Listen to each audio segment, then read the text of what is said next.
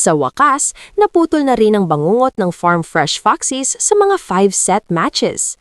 Sa isang matinding laban sa Premier Volleyball League All-Filipino Conference, nagpakita ng tibay at composure ang Foxies para talunin ang Choco Mucho Flying Titans sa 5 set. 21-25, 25-22, 16-25, 25-18 at 15-9 sa Philoil Eco Oil Center. Hindi lang ito basta panalo. Para sa Farm Fresh, ito ang laban na nagpatunay na kaya na nilang manalo sa mga dikitang laban. Sa unang set, kontrolado ng Flying Titans ang tempo ng laro. Pinangunahan ni Cici Rondina at Kat Tolentino ang opensiba ng Choco Mucho. Maaga nilang na-pressure ang depensa ng Foxies gamit ang mabilis na atake sa wings at solid na floor defense. Dahil dito, nakuha ng Choco Mucho ang unang set, 21-21. Pero sa volleyball, bihirang matapos ang laban sa isang magandang simula lang. Sa second set, nag-adjust ang Foxies. Mas naging agresibo sila sa blocking at mas naging disiplinado sa depensa. Dito nagsimulang umarangkada si Trisha Tubo na nagpakita ng kombinasyon ng power hits at matatalinong placements. Unti-unting nakontrol ng Farm Fresh ang momentum at nakuha nila ang set 25-22 para itabla ang laban sa 1-1. Sa third set, muling bumalik ang kumpiyansa ng Flying Titans. Pinakita muli ni Rondina at Tolentino kung bakit sila kabilang sa pinakamaddelikadong scorers sa liga. Nagkaroon ng sunod-sunod na puntos ang Choco Mucho habang nahihirapan ng Foxies na pigilan ang kanilang opensiba. Dahil dito, komportableng nakuha ng Flying Titans ang third set, 25-16. Sa puntong ito, tila pamilyar na naman ang sitwasyon para sa Farm Fresh. Isa na namang laban na papunta sa posibleng pagkatalo. Turning point ng laban. Pero dito nagsimula ang tunay na pagbabago ng momentum. Sa fourth set, biglang nag-init ang dating Choco Mucho player na si Royce Tubino. Siyang nagpasimula ng run ng Foxies, nagpasok ng sunod-sunod na atake na nagbigay sa kanila ng mahalagang kalamangan. Sa tulong pa ng all-around performance ni Ces Molina, tuluyang lumayo ang Farm Fresh. Isang error mula kay Ea Laure ang lalo pang nagbalaki ng lamang ng Foxies hanggang makuha nila ang set 25-18. At sa pagkakataong ito, hindi na nila hahayaang maulit ang kanilang mga nakaraang pagkatalo sa 5-set matches. Sa fifth set, isang pangalan ang tunay na nagningning, si Trisha Tubo. 2 sunod-sunod na blocks niya laban kay Cici Rondina ang nagbigay sa Farm Fresh ng malaking lamang na 13-6. Malaking psychological blow yon para sa Flying Titans. Kahit nakapagpuntos pa si Tolentino at nakapagpakita ng konting laban ng Choco Mucho, hindi na nila nabawi ang momentum. Sa huling play ng laban, maayos na set mula kay Alohi Robbins Hardy ang tinapos ni Tubo ng isang malakas na spike na tumama sa depensa ng Choco Mucho at lumabas ng court. Game over. Panalo ang Farm Fresh 15-9 sa deciding set. Nagtapos si Trisha Tubo na may 22 points at 6 na blocks, kabilang ang 2 napakahalagang blocks kay Rondina sa final set. Si Ces Molina naman ay nagpakita ng all-around brilliance na may 17 points, 13 digs at 13 receptions, isang impressive triple-double performance. Nag-ambag din si Royce Tubino ng 14 points habang si Riri Menezes ay may 10 points at mahahalagang blocks sa gitna. Sa playmaking, mas naging epektibo si Alohi Robbins Hardy na nagtala ng 22 excellent sets, bahagyang mas mataas kaysa Dina Wong ng Choco Mucho.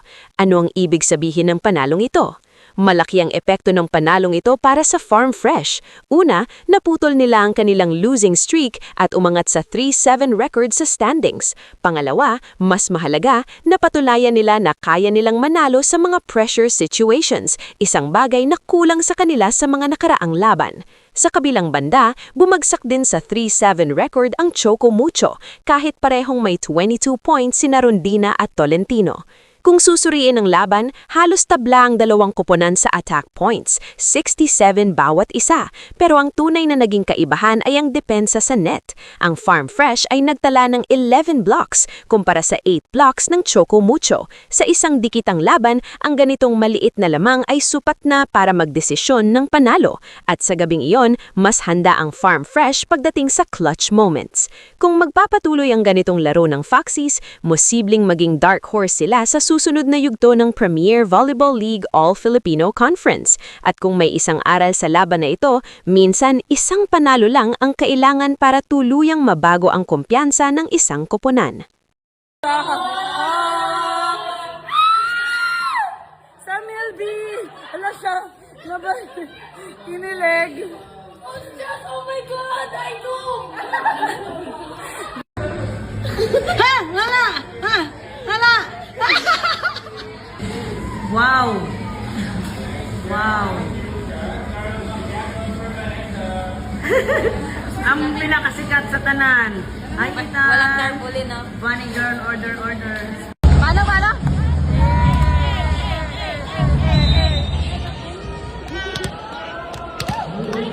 So, kamusta naman yung experience? Kamusta yung experience? Okay lang. May cut ako dyan, ha? Madaming views yun. May cut ako dyan. Ay!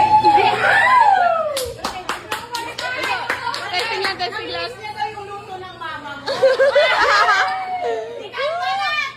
Ay, mahinang nila lang siya kay Pare. Alis mo, di ba, Itan? Naku, di, bawal ibibigil. Kulitan nga lang. Okay lang yan. Never ending. Never stop! Ay! Wala.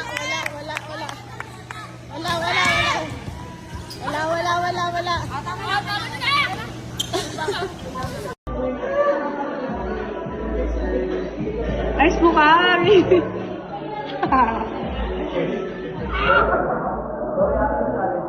No reaction challenge. Coach, do it. Hindi niya kaya emojis eh.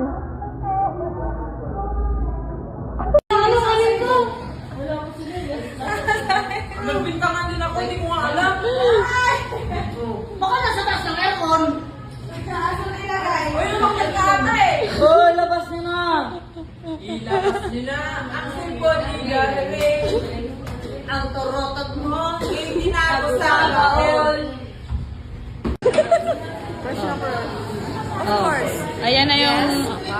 Ito yung tatay. Ito yung anak. Oh, di ba? Love each other. Oh, Di ba? Umalis ka dyan. Kuya, palisin mo na. Go. Paano pagpalayas? Ma'am? Pictorial pa sila, oh. Layas. Para ka naman! Sama di dyan! Sa pa ako. Medyo mas mataas. Kaya mo ba? Kaya nyo ba yan? Ready? 1, 2, 3. Bi, wag mong bibidyohan yung kamay ko, Bi, ah.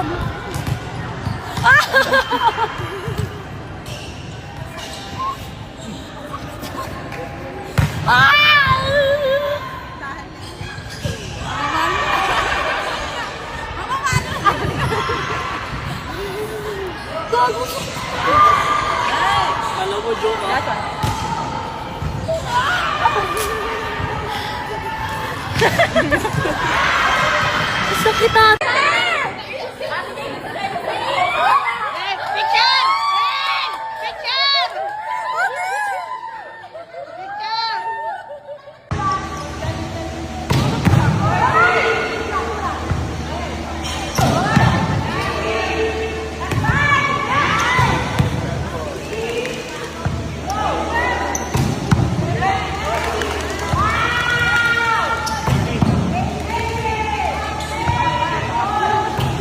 Sumakit yung balikat.